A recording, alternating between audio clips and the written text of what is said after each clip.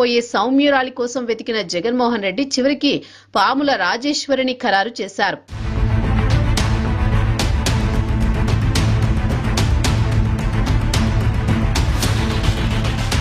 ఉమ్మడి ఆంధ్రప్రదేశ్లో 2 సార్లు ఎమ్మెల్యేగా పనిచేసిన అనుభవం, వివాదరహిత చరిత్ర పాముల రాజేశ్వరికి ప్లస్ అయ్యాయి. పైగా సొంత ఇల్లు రాజోలు నియోజకవర్గంలోనే ఉండడం కూడా రాజేశ్వరికి కలిసి వచ్చిన అంశం.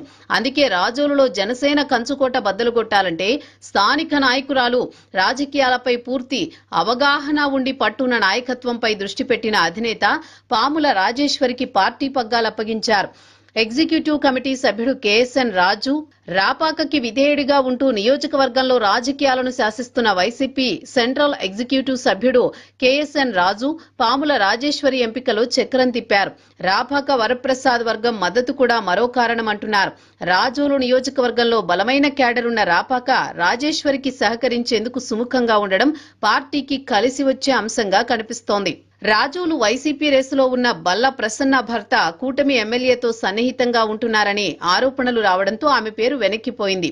తెన్నేటి కిషోర్ మాదిగకు పార్టీ పెద్దలు ఆశీస్సులున్నా మాదిగల జనాభా తక్కువగా ఉండడంతో భవిష్యత్తులో మంచి అవకాశం కల్పిస్తామని హామీ ఇచ్చి పరిశీలనకే తెన్నేటిని పరిమితం చేశారు.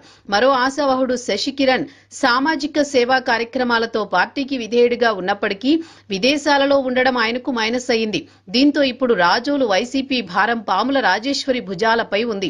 గొల్లపల్లి సూర్యారావుకి పీఏసీ మెంబర్గా గౌరవం ఇచ్చి రాజేశ్వరిని క్షేత్రస్థాయిలోకి పంపడం ద్వారా రాజోలు నియోజకవర్గంలో జగన్ కొత్త అధ్యాయానికి శ్రీకారం చుట్టారు. మరి 3 ఎన్నికలుగా ఊరిస్తున్న విజయం ఈసారైనా రాజేశ్వరి నాయకత్వంలో వైసీపీని వరిస్తుందా?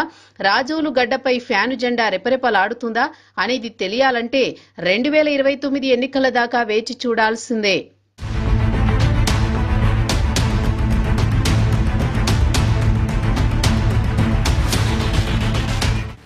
లోగుట్టులో మరొక షార్ట్ బ్రేక్ తీసుకుందాం.